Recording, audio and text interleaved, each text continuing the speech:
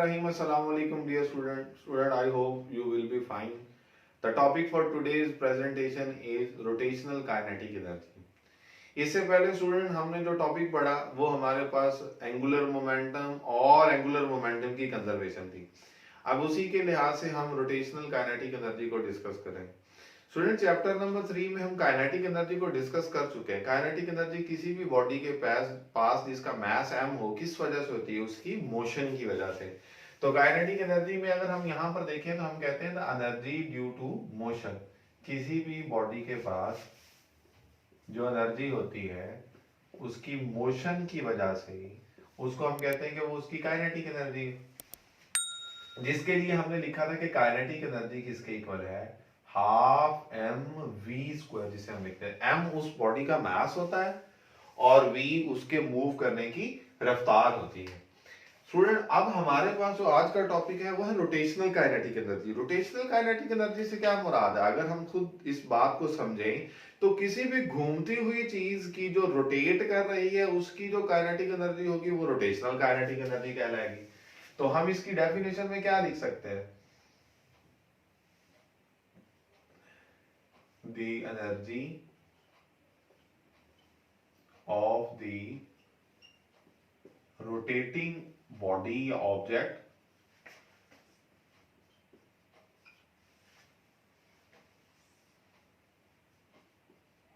is called rotational kinetic energy। कोई चीज अगर घूम रही है तो उस घूमती हुई चीज की जो एनर्जी होगी वो उसकी रोटेशनल काइनेटिक एनर्जी होगी।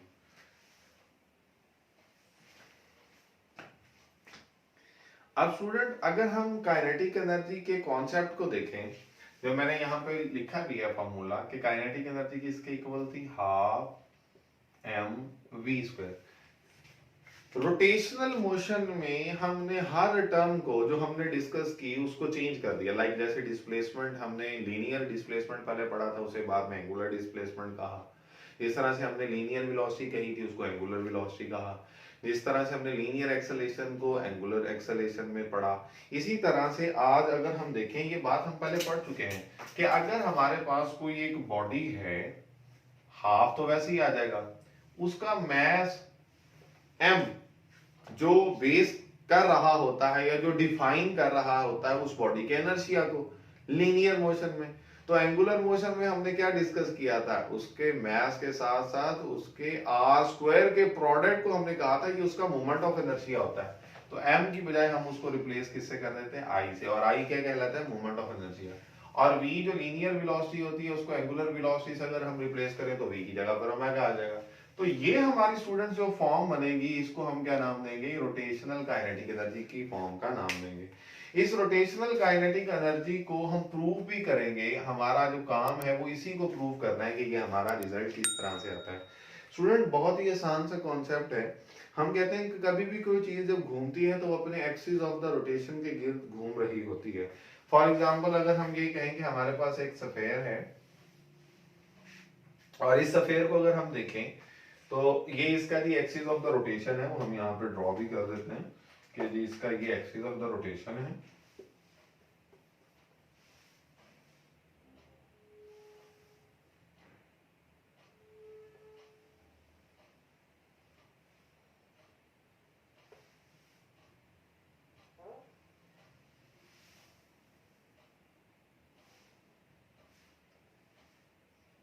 अब ये पूरी बॉडी अपने इस एक्सिस ऑफ द रोटेशन के गिर्द घूम रही है, लेकिन अगर हम इस पूरी बॉडी में से किसी एक मास की बात करें, किसी एक सेगमेंट की बात करें, किसी एक पार्टिकल की बात करें, फॉर एग्जांपल हम ये कहते हैं कि हमारे पास जैसे एक फैन की एग्जांपल है। फैन का जो सेंट्रल पार्ट है वो घूमता है और उसके साथ हमने विंग्स अटैच किए होते हैं, जो कि जब वो सेंट्रल पार्ट घूमता है तो विंग्स भी साथ घूमते हैं, जिसकी वजह से हमें हवा मिलती है। अब आप इमेजिन करें स्टूडेंट्स कि अगर हम ये कहें कि हमारे पास जो फैन के एक विंग को हम उसका जो साइज है वो इतना ले लें और दूसरे का इतना ले लें, तो जाहिर सी बात है कि एक जो बड़ा सेगमेंट है उसका मास ज्यादा होगा और जो छोटा होगा उसका मास कम होगा। और बड़े के मास के ज्यादा होने की वजह से जो सेंटर से जो एक्सिस ऑफ द रोटेशन से उस तक का फासला होगा वो भी ज्यादा होगा और छोटे के केस में वो फासला कम होगा। तो लिहाजा हम उस चीज को समझने के लिए हम ये कहते हैं कि अगर किसी बॉडी के किसी एक मास की बात करें, किसी एक सेगमेंट की बात करें, और हम उस पूरी बॉडी को ये कंसीडर करें कि वो छोटे छोटे चूंकि सेगमेंट से मिलकर बनी हुई है, और हम ये कहें कि हमारे पास ये एक सर्कल है जिसमें वो ऑब्जेक्ट ये रखे जी। अब अगर हम इस एक सेगमेंट की बात करेंगे, एक पॉइंट मास की बात करेंगे जो इस पूरी बॉडी का एक हिस्सा है, तो ये पूरी बॉडी तो रोटेशनल मोशन कर रही है, लेकिन अगर हम ये देखें तो ये जो पॉइंट है ये इस एक्सिस ऑफ द रोटेशन से इसका फासला, अगर मैं इस मास को एम आई बोल दूं तो इसका जो फासला होगा वो आर आई होगा। आई हम कोई भी जनरल टर्म के लिए इस्तेमाल कर रहे हैं, जो हमारी बुक पे लिखा है। आप इसको अगर 10 हिस्सों में ऐसे 10 मैसेज ले लें, डिफरेंट डिस्टेंसेस पर ले लें, तो आप उसे कहेंगे कि उसका मास m1 m2 m3 हम उसी तरह इस तरह से कैटेगराइज कर सकते हैं। और इसकी जो वेलोसिटी होगी स्टूडेंट, वो हम पढ़ चुके हैं कि वो उस पॉइंट पर क्या होती है, टेंजेंट होती है।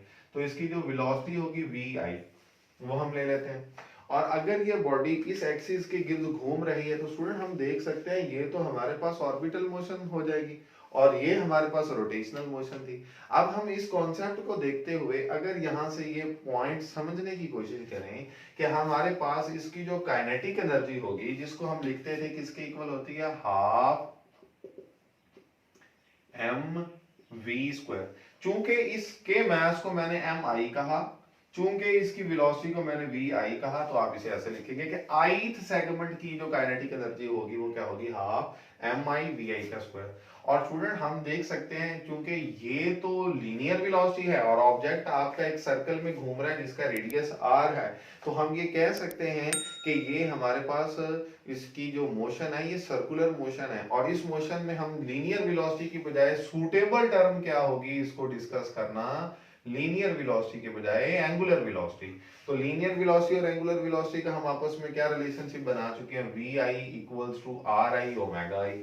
तो हम इस तरह से लिख देंगे, ये वी आई की जगह पर अगर आप ये वैल्यू पुट करें, हमारे पास एम आई और v की जगह पर आप पुट करें आर आई और ओमेगा आई और उसका स्क्वायर, तो रिजल्ट क्या आ जाएगा, रिजल्ट आ जाएगा हमारे पास हाफ एम आई और आर आई का स्क्वायर और ओमेगा आई का स्क्वायर।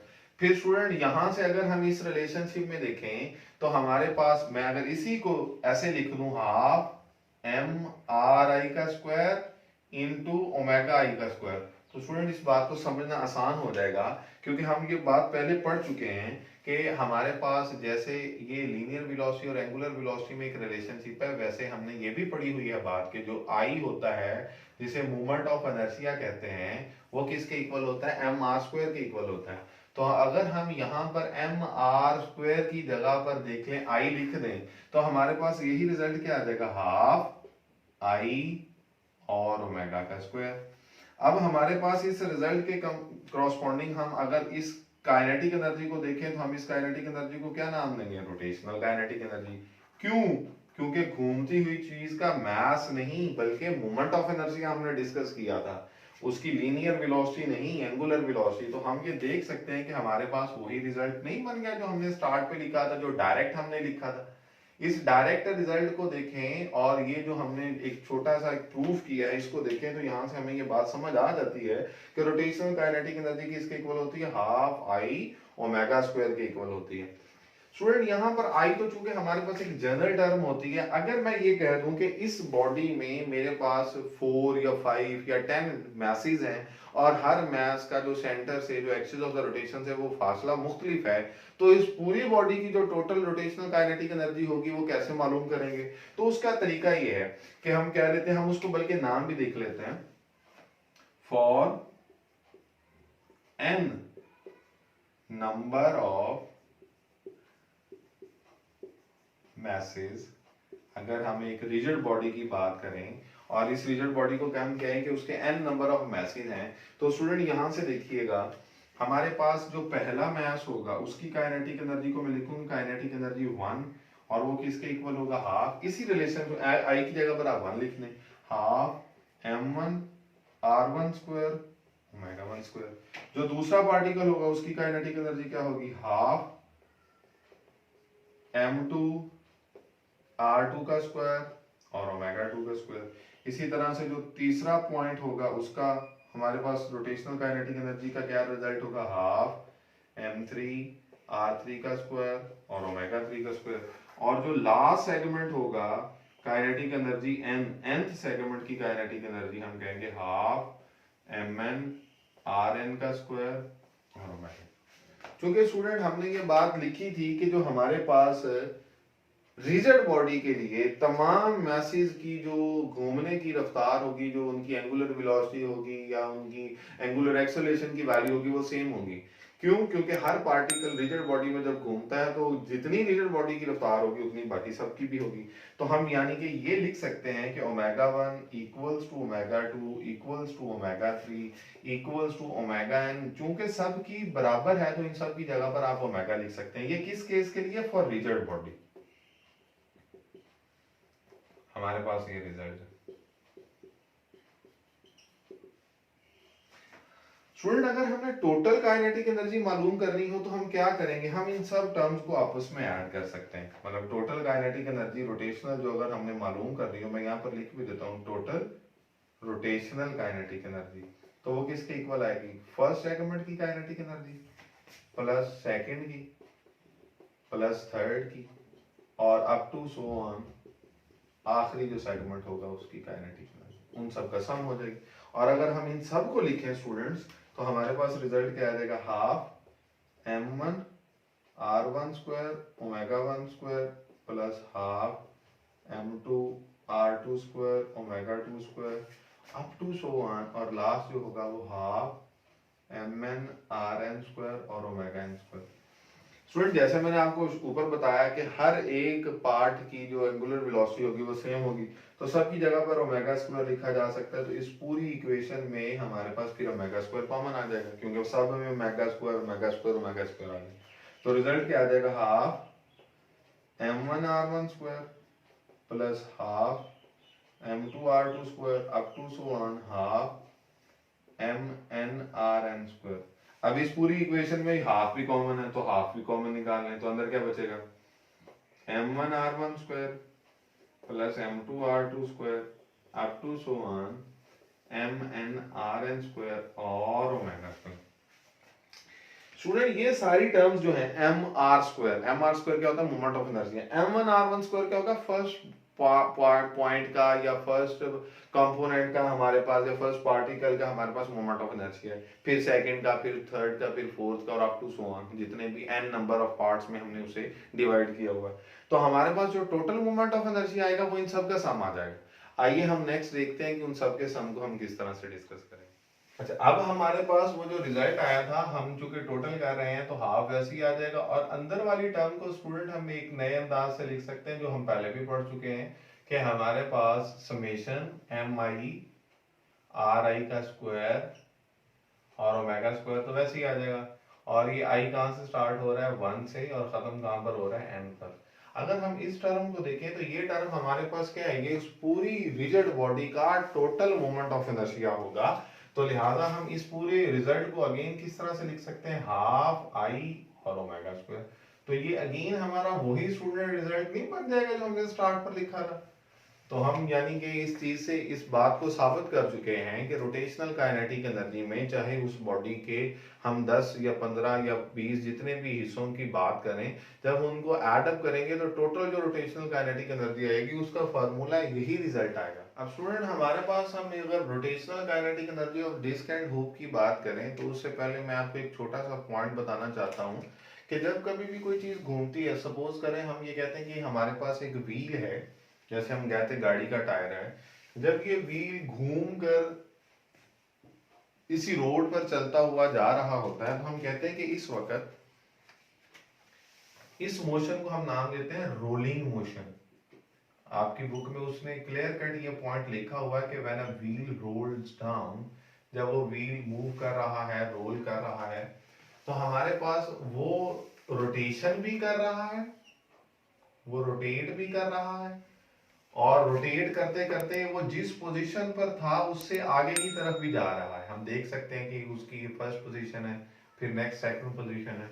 तो चूंकि वो मूव करते हुए आगे जा रहा है तो इट्स मीन कि वो रोटेट भी कर रहा है, उसके पास रोटेशनल मोशन भी है, और प्लस वो आगे की तरफ भी मूव कर रहा है तो उसके पास ट्रांसलेशनल मोशन भी है।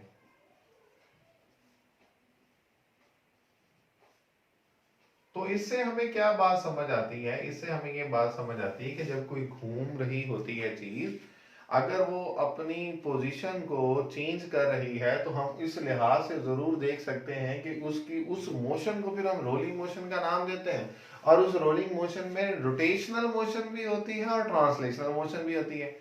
और अगर दोनों मोशन हैं तो इट्स मीन कि उसकी काइनेटिक एनर्जी रोटेशनल भी होगी और उसकी काइनेटिक एनर्जी ट्रांसलेशनल भी होगी। हम इस कॉन्सेप्ट को समझने के लिए एक डिस्क एंड हुक की रोटेशनल काइनेटिक एनर्जीज का कॉन्सेप्ट देखते हैं।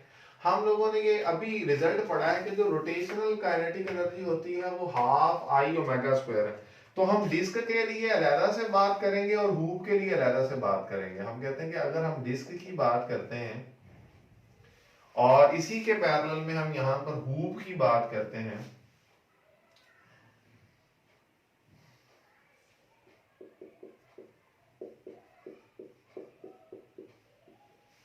तो हमें ये बात बड़ी आसानी से समझ आ जाएगी।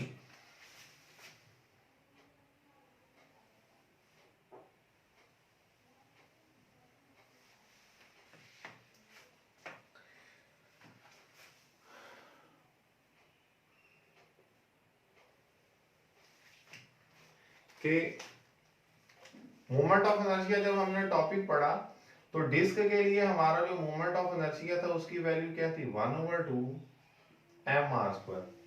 अगर हम डिस्क की रोटेशनल काइनेटिक एनर्जी निकालना चाह रहे हैं तो काइनेटिक एनर्जी रोटेशनल निकालने के लिए हमें यहाँ पर जो मोमेंट ऑफ इनर्शिया की वैल्यू पुट करने, ये हाफ तो ये आ गया ना वैसे ही, आई जो moment of inertia of the disc होगा वो किसके इक्वल होता है, हाफ mr², वैसे ही आ जाएगा, और ओमेगा स्क्वायर को हम वैसे ही लिख लेंगे।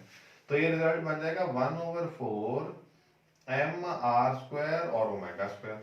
फिर स्टूडेंट्स हमने ये बात भी पढ़ी हुई है कि v किसके इक्वल होता है, r ओमेगा के इक्वल होता है, और अगर दोनों साइड पर स्क्वायर लें तो v स्क्वायर किसके इक्वल होगा, r² ओमेगा स्क्वायर।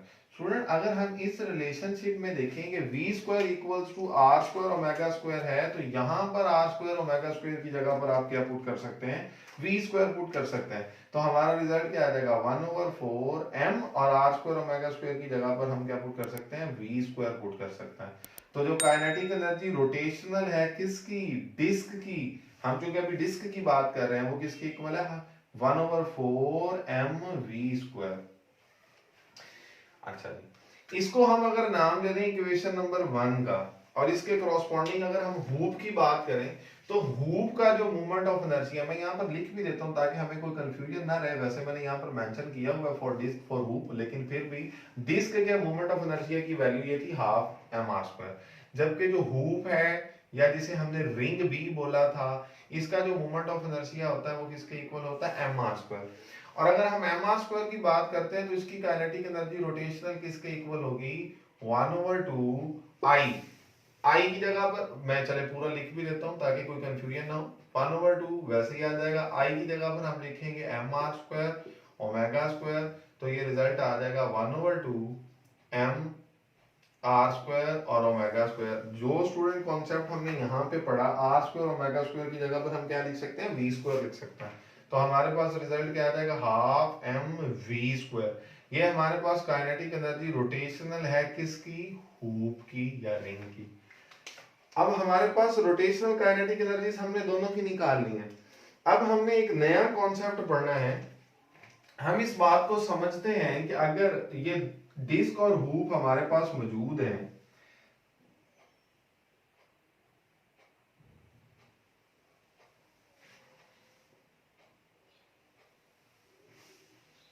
हम ये कहते हैं कि कोई हमारे पास ये एक हाइट है, ये एक इंक्लाइन प्लेन है, और इस इंक्लाइन प्लेन को अगर हम देखें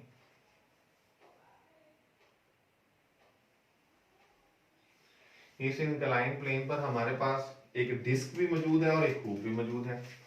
डिस्क को बनाने के लिए हम उसको सेंट्रल से अगर हम देखें तो फील कर देते हैं, और हुप को जैसे एक रिंग होता है खाली, ये दोनों जो है ये जमीन की सतह से या किसी एक रेफरेंस से किसी एक सर्टेन हाइट पर है, और उस हाइट को हम कहते हैं कि वो एज है। इस हाइट पर होने की वजह से उनकी इन दोनों के पास कौन सी एनर्जी होगी, पोटेंशियल एनर्जी, जो कि इसके इक्वल होती है mgh, जो हम पढ़ चुके हैं किसी भी बॉडी की ग्रेविटेशनल फील्ड में पोजीशन के लिहाज से होती है, हमारे पास वो उसकी ग्रेविटेशनल पोटेंशियल एनर्जी होती है। ये जब दोनों डिस्क और हुप इस जगह पर मौजूद है, हम कहते हैं ये दोनों रेस्ट पर। अगर हम इन दोनों को अलाउ करते हैं कि ये नीचे की तरफ रोल करती हुई आए, रोलिंग पोजीशन जब इनकी होगी या रोलिंग मोशन जब होगी, तो ये इनके नीचे के आने की वजह से क्या होगा कि इनकी हाइट क्या होती जाएगी, कम होती जाएगी। और हाइट के कम होने से क्या होगा, इनकी पोटेंशियल एनर्जीज कम होती जाएंगी। तो हम कहेंगे कि इनकी पोटेंशियल एनर्जी किस में कन्वर्ट होगी, according to the law of conservation of energy. हम ये बात पढ़ते हैं कि किसी सिस्टम की टोटल एनर्जी जो होती है वो हमेशा कंजर्व रहती है। कैसे, वो हमारे पास जो पोटेंशियल एनर्जी होती है वो काइनेटिक एनर्जी में कन्वर्ट होना शुरू हो जाएगी। और हम ये भी इमेजिन करेंगे, ये कहेंगे कि ये जो सरफेस है ये फ्रिक्शनलेस सरफेस है, तो होगा क्या कि ये जब पोटेंशियल एनर्जी ये नीचे आते जाएंगे तो किस में कन्वर्ट हो जाएगी, काइनेटिक एनर्जी में। तो इसके लिए हम स्टूडेंट लिखेंगे कि स्पीड, अगर हमने इस डिस्क की कैलकुलेट करनी है कब, जब वो इधर बॉटम पर पहुंचे इस इंक्लाइंड प्लेन के, और हुप की मालूम करनी है, या हम अगर इस तरह से ये सवाल करेंगे इन दोनों में से पहले नीचे कौन आएगा, तो जाहिर सी बात है बच्चे कहते हैं सर जिसकी रफ्तार ज्यादा होगी, तो रफ्तार किसकी ज्यादा होगी। ये हमारा कॉन्सेप्ट है जिसके लिए हमने एक फॉर्मूला या रिलेशन डिराइव करना है। तो हम कहते हैं कि स्पीड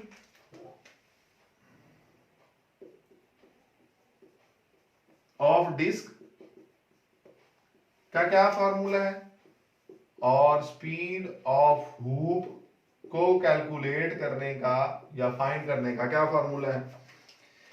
स्टूडेंट मैंने अभी बात बताई आपको, क्या बताई, मैंने कहा जब एक बॉडी किसी इंक्लाइन प्लेन से नीचे की तरफ आएगी तो उसकी जो टोटल पोटेंशियल एनर्जी होगी वो कन्वर्ट हो जाएगी किस में, टोटल काइनेटिक एनर्जी में। टोटल पोटेंशियल एनर्जी तो स्टूडेंट हम ये कहते हैं उसकी किसके इक्वल है, mgh के इक्वल। काइनेटिक एनर्जी जब चीज कोई भी रोल करते आती है नीचे, तो मैंने आपको यहां पर बताया है कि उसकी काइनेटिक एनर्जी रोटेशनल भी होगी और ट्रांसलेशनल भी होगी। अगर हम यहां से देखें तो मैं इसको लिख सकता हूं kinetic energy plus kinetic energy, और इनको मैं स्पेसिफिकली मेंशन कर दूंगा कि ये मेरे पास रोटेशनल काइनेटिक एनर्जी है और ये मेरे पास ट्रांसलेशनल काइनेटिक एनर्जी है। अब स्टूडेंट इस कॉन्सेप्ट पर अगर हम चलें तो हम ये देख सकते हैं कि हमारे पास ये mgh तो वैसे ही आ गया। रोटेशनल काइनेटिक एनर्जी डिस्क के लिए हम कितनी निकाल चुके हैं, 1/4 mv²। और काइनेटिक एनर्जी ट्रांसलेशनल हमें हमेशा से पता है, ट्रांसलेशनल काइनेटिक एनर्जी किसके इक्वल होती है, 1/2 mv²। तो स्टूडेंट अगर हम इस रिलेशन में देखें तो हमारे पास क्या कॉमन है, हमारे पास कॉमन है mv²। तो अंदर क्या बचेगा 1/4 और यहां पर क्या बचेगा 1/2। ये किसके इक्वल है, ये mg के इक्वल है। अगर हम यहां पर देखें, इधर देखिएगा स्टूडेंट, अगर हम यहां पर देखें तो हमारे पास जो दोनों साइड पर m मौजूद है, हम इसे m को कैंसिल कर सकते हैं, या अगर अभी आपने नहीं भी करना हम बाद में कर लेंगे। तो हमारे पास ये रिजल्ट आ जाएगा gh इक्वल्स टू v²। और अगर हम यहां पर एलसीएम लें तो हमारे पास ये आ जाएगा 4, ये 1 और ये 2, तो हमारे पास रिजल्ट क्या आ जाएगा 2। अब हम अगर यहां पे देखें तो 2 + 1 किसके इक्वल आ जाएगा 3, तो 3/4 v² इक्वल्स टू 4gh। तो मैं यहां पर लिख लेता हूं m, तो हमने चूंकि कैंसिल कर दिया दोनों साइड पर, gh इक्वल्स टू 3/4 और v²। और स्टूडेंट अगर ये 4 को इधर जाके मल्टीप्लाई कर दें तो v² किसके इक्वल आ जाएगा, v², चूंकि 4 इधर जाके मल्टीप्लाई हो जाएगा तो 4gh, और 3 इधर आकर क्या हो जाएगा, डिवाइड हो जाएगा। तो v² equals to 4/3 into gh आ जाएगा। और अगर हम दोनों साइड पर स्क्वायर रूट ले लें तो हमारे पास v² का स्क्वायर रूट और 4/3 इंटू gh का स्क्वायर रूट अगर हम देखें तो स्क्वायर रूट से कैंसिल, और डिस्क की स्पीड का फार्मूला क्या आ जाएगा 4/3 gh अंडर रूट। ये हमारे पास स्पीड किसकी निकली है, ये हमारे पास स्पीड निकली है डिस्क की, और इसको हम नाम दे देते हैं कि ये हमारे पास इक्वेशन कौन सी है, ये हमारे पास इक्वेशन नंबर 3 है। Equation number 1 rotational kinetic energy of the disc, equation number 2 rotational kinetic energy of hoop, और equation number 3 speed of the disc. कि स्पीड अगर हमने मालूम करनी है कि इनमें से कौन पहले नीचे आएगा जब वो किसी हाइट पर मौजूद होता है। अब हम इसी कॉन्सेप्ट से स्पीड ऑफ द हूप अगर निकालें तो हम यहां पर ये लाइन भी लगा देते हैं ताकि हमें कंफ्यूजन ना हो। अब हम हमारे पास जो हूप की स्पीड होगी उसको निकालने का क्या तरीका है, बिल्कुल अगेन वही फार्मूला हम लिखेंगे कि हमारे पास टोटल पोटेंशियल एनर्जी किसके इक्वल होगी, टोटल काइनेटिक एनर्जी के इक्वल होगी। और टोटल काइनेटिक एनर्जी में दो एनर्जीज हैं, कौन कौन सी, ट्रांसलेशनल प्लस रोटेशनल, और ये टोटल पोटेंशियल एनर्जी। तो पोटेंशियल एनर्जी हमारे पास किसके इक्वल है, पोटेंशियल एनर्जी हमारे पास किसके इक्वल है जी, एम जी एच के इक्वल है। और ट्रांसलेशनल काइनेटिक एनर्जी हमें पता है हाफ एम वी स्क्वायर होती है, इस केस में भी हमने translation half m v square put किया था। और हूप की जो रोटेशनल काइनेटिक एनर्जी थी वो भी क्या थी, 1/2 एम वी स्क्वायर। तो half m v square plus half m v square, half का मतलब 50%, किसी भी फूल का हाफ 50%, 50% प्लस 50% 100%। तो half m v square plus half m v square हमारे पास क्या आ जाएगा, m v square equals to m g h. तो हम क्या करेंगे, दोनों साइड पर m को कैंसिल कर देंगे, तो v square equals to g h, और दोनों साइड पर अगर रूट ले लें तो हमारे पास जो हमारे पास स्पीड ऑफ द हूप आएगी वो किसके इक्वल आ जाएगी, जी एच अंडर रूट के बराबर आ जाएगी। इसकी जगह पर मैं यहाँ पर लिख भी देता हूँ और इसको मैं नाम दे देता हूँ, ये मेरे पास इक्वेशन नंबर 4 है। अब स्टूडेंट देखिएगा, हूप की speed g h under root और डिस्क की speed 4/3 g h under root. अब अगर मैं यहां पर इन दोनों को अलग से भी लिख दूं और अगेन कंपैरिजन करूं कि डिस्क की स्पीड जो कि 4/3 जी एच अंडर रूट है और जो हूप की स्पीड है जो कि जी एच अंडर रूट है, तो यहां से समझना हमें बहुत आसान हो जाएगा किसकी स्पीड ज्यादा। अगर यहां पर देखें तो जी एच के साथ 1 है और यहाँ पर 4/3 है, और 4/3 का आंसर 1 से तो ज्यादा होगा। तो इस केस में हम यहाँ से बड़ी आसानी के साथ ये बात बता सकते हैं कि जो हमारे पास डिस्क की स्पीड होगी वो हूप की स्पीड से ज्यादा है, तो लिहाजा वो पहले जमीन पर आ जाएगी, bottom of the incline plane पर पहले पहुंच जाएगी। ये कहां से पता चला, ये हमें इन दोनों फार्मूला से पता चला। अब इसी के साथ एक और एग्जांपल भी है, आपकी बुक पर दी गई है, उसमें मास हमें या हाइट हमें या जी हमें नहीं भी दिया गया या दिया गया, हम उसके लिहाज से क्या कर सकते हैं, डिस्क ऑफ द हूप निकाल सकते हैं। Thank you very much students, Allah Hafiz.